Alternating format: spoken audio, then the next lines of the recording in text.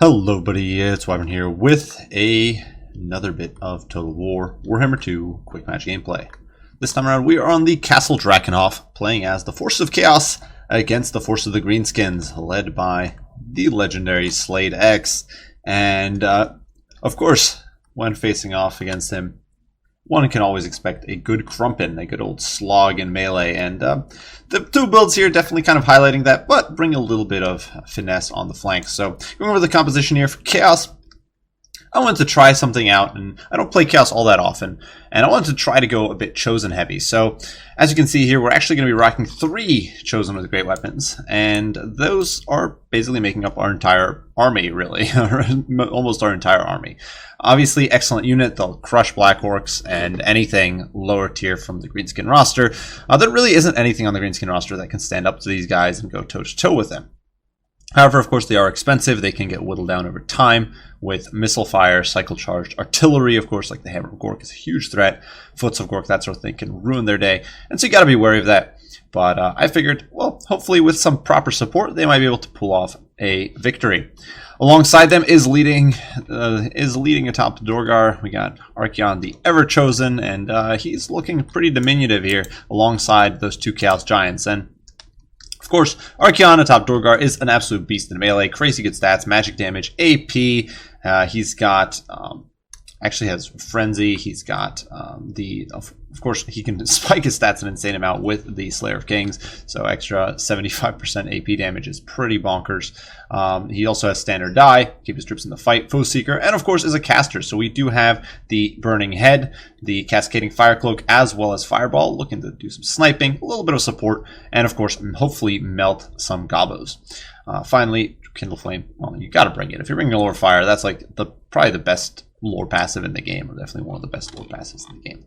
Alongside that, 2 Chaos Giants. Now these guys are very susceptible to missile fire, but they can lay down a good smack-in on anything they face off against. That massive weapon strength and high melee attack means nothing can really evade them. So I figured if I can protect these guys, they'll stick around to the bitter end, help me win out against roided up Black Orcs and Trolls and Arachnox, that sort of thing, and just be an absolute unit. Besides that, 4 Marauder Horsemen on the flanks to provide some support against Goblin Skirmishers. Single unit of Marauders just to zone and give me a little bit of width. We didn't have much money left. And that is going to be squaring off against this combined arms Greenskin force. Leading them, Night Goblin Warboss here, mounted on a Squig, that absolutely terrifying beast, hippity-hoppitying forward. And this guy is pretty terrifying. He's got the Tormentor Sword. He can snare a unit with that and prevent them from escaping. And he does have the Fermented Fungi. Now, obviously, Rampage, very powerful to snare a target, but actually that -24 melee defense can be clutch. 17 seconds of a weakened opponent can meet your Black Orcs, for example, can crank out some mad damage against a unit such as Chosen. So you don't even necessarily have to use it for the snare. It can be very useful just to do damage. Alongside him, a Night Goblin Shaman who is coming in with Vindictive Glare, Sneaky Stabbing, as well as Sneaky Stealin', and of course Itchy Nuisance. And then it's a lot of army. Obviously, with 2 cheap characters like this, you've got a lot of army space. So 3 Black Orcs for the main line, the Regiment Renowned AP Cloonies, as always, in the front. Some goblins out on the flanks. Orc Air Boys mixed in with the Rusty Arrows for a strong firing line, as well as the Mogur's Mangy Marauders for even more AP missile pressure. And then a mix of Orc Boar Boy Big Guns, as well as Force Goblin Spider Riders for a flexible cavalry corps. And of course, gives you some good stopping power against large.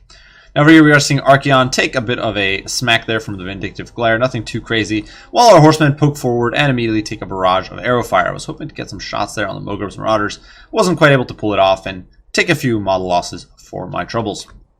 That said, we are piling forward here, soon spotting the Night Goblins, and you can see here we're actually going to push Archaon forward. I was trying to bait out these goblins, try to melt them with a Burning Head. So you can see here Archaon's going to dive in. They can't do very much to him, and I really don't want to take those Fanatics on the chin. And do keep in mind, if you drop these guys below a certain HP threshold, Fanatics cannot go off. They're below 25% HP, so that's what I was trying to achieve here before engaging. I didn't want to take a Fanatic on my Chosen.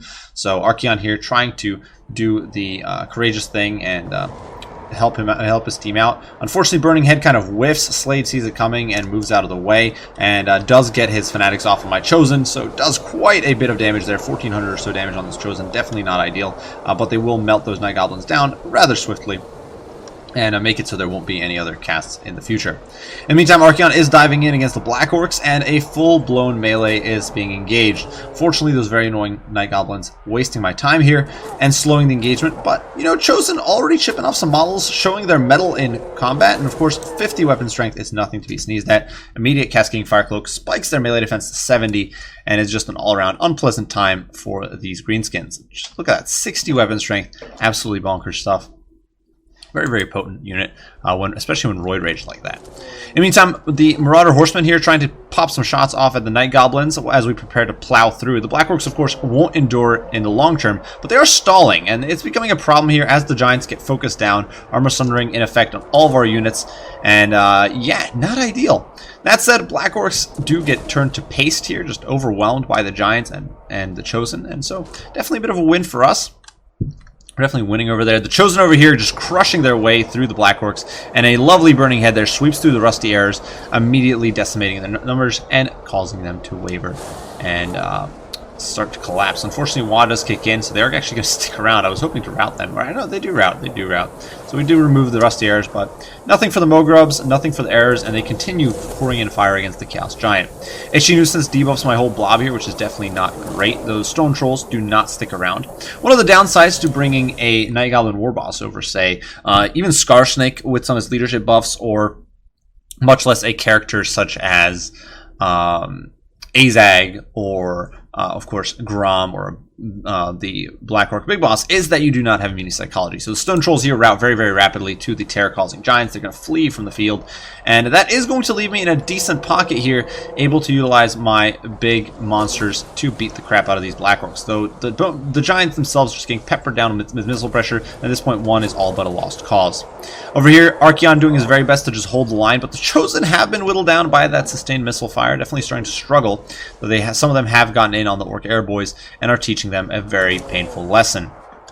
50 weapon strength, and nothing to laugh at. Unfortunately, Night Goblin Warboss here cackling and fleeing. I should have probably tried to pop him with a fireball, but we did not, so a little unfortunate there. In the meantime, the Horsemen getting screened out with really excellent play here from Slade, zoning out and wasting my time with about 2,000 gold worth of troops with less than 1,000. The Spider Riders here and the Goblins, of course, are not going to win against the Marauder Horsemen. They're not going to do a huge amount of damage, but they're wasting my time. While these horsemen are out here, out of position, we're not dealing with the Orc Air Boys. We're not dealing with the Mogrubs Meiji Marauders. We're not peppering down these Orc Portway Big Guns. And Slade has a pretty monstrous reserve that he can utilize against me. And it's largely because of the sacrifice of these troops that means my missile units are just not getting value.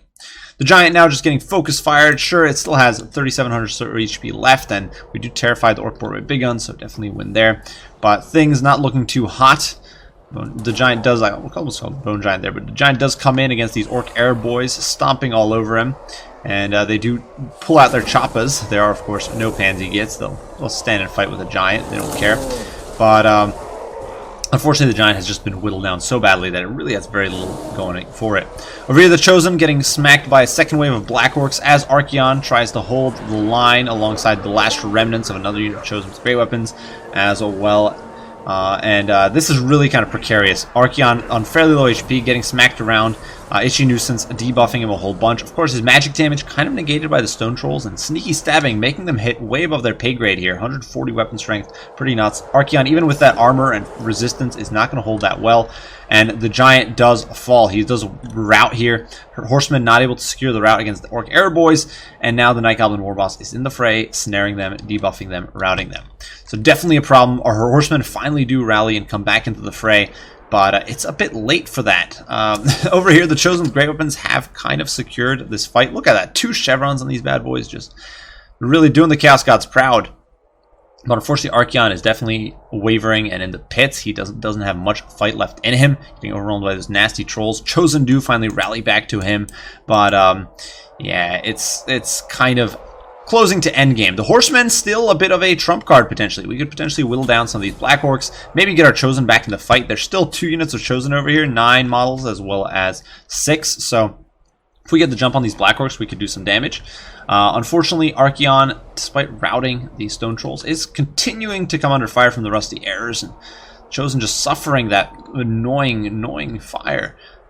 But we were able to remove those Orc Boy with big guns for at least a little bit. But unfortunately, the Marauder Horsemen here just getting overwhelmed. They're getting shut down. The Mogros and Aging Marauders actually trading rather well with them in melee.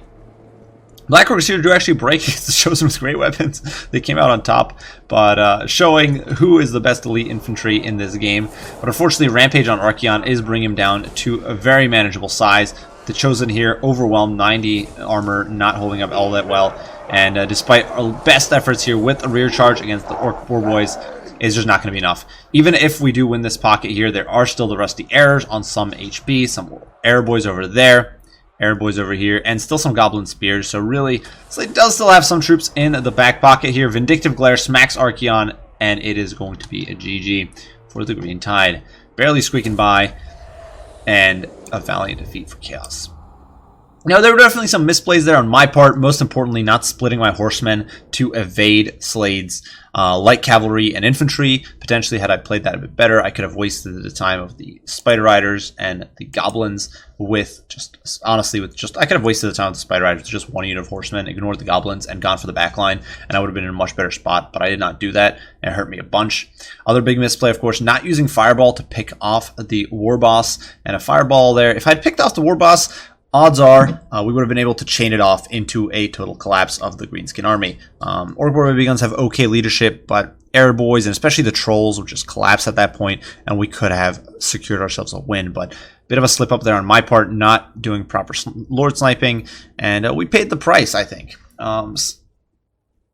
For his part, Slade definitely had some very solid micro. A little bit of a slip up, letting the unfortunate Rusty Arrows get nuked by the Burning Head, so that definitely happens. But otherwise, excellent line, keeping that missile pressure online throughout the entire game, ensuring that I wasn't really able to get the value I wanted out of, especially the Giants, who just kind of got overwhelmed, though. Certainly did do some work, at least this one down here. Got almost 1,000 gold worth of value. Can't say the same for this bad boy over here. But Marauder Horsemen just got zoned, and it hurt bad. Looking at the kill counts, of course, Marauders probably beat up some Goblins, and that's about it. But Archaon doing well. The Chosen, of course, crumping for the Dark Gods, cranking out some massive kill counts despite continuous debuffs and fighting under a steady hail of fire and of archery and trolls and board boy big gun rear charges and black orcs and all of those monstrosities. They still managed to crank out some massive value. And definitely did not disappoint. I think with some better micro and perhaps with some minor tweaks to the build here, to maybe dumping the Giants in favor of some other units. Honestly, maybe even go for more Chosen. Not entirely sure. I think this build would be in a much stronger spot. I think the Giant choice was definitely a bit weak. Could have probably swapped them for some Chaos Knights. Could have swapped them for some Regiment of Renown Chaos Spawn. There were just better choices of unit to go with, and I did not do that. So Giants definitely didn't pay off and hurt me.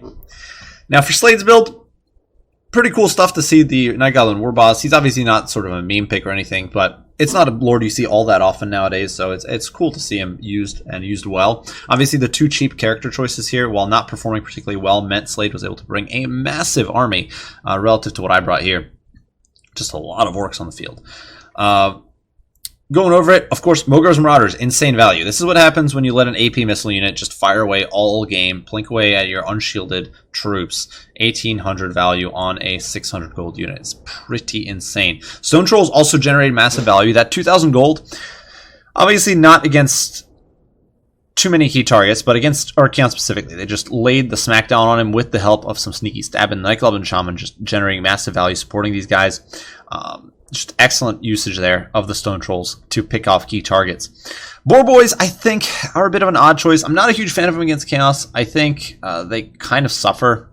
They don't do well against Chaos Infantry for most part, because Chaos tends to bring great weapons, and these guys do not have the best sustained combat stats, so they just kind of, or the proper adequate speed, so they just kind of get bogged down in melee with, say, Chosen, and then torn apart. Obviously, Forest Goblin Spider Riders here got way above their pay grade in real value. The 400 value doesn't really matter when you zoned out 2,000 gold worth of missiles, so excellent play there. Rusty Arrows, Orc Arrow Boys, absolute champion units, over 1,000 gold value apiece, and that's basically the story of how my army fell apart. Black Orcs did all right. They some of them almost paid for themselves, put in the situation they were in against Chosen. Chosen Great Weapons just straight up massacre Black Orcs, so you couldn't expect them to do too much better. I think they performed rather well. Gabos, well, they did all right. They did a good job screening. Fanatics got massive value in that short burst, and that was definitely another misplay on my part. I could have piled in with the Giants and just beaten down the Fanatics first, or maybe just shot them with the Marauder Horsemen, uses up that ammo. Honestly, 8-Peak Loonies are probably a little bit over an overtuned unit, so you just got to understand they're going to be priority target. You got to be ready to remove them, and I wasted that burning head on them, which I probably shouldn't have, and I didn't really do anything to soften them up further. I just kind of hoped that the Chosen would tank it, and that was just a misplay, and a little bit of patience could have saved me about 2,000 HP on my Chosen there. But what can you do? Well played to Slade. Obviously, pleasure as always. Just a great player, and always brings some fun and entertaining builds to square off against. As usual, guys, hope you all enjoyed. If you've got any comments, critiques, questions, post them down below. I'll respond as soon as I can. I do thank you all for watching, and I will see you all in the next one. Bye for now.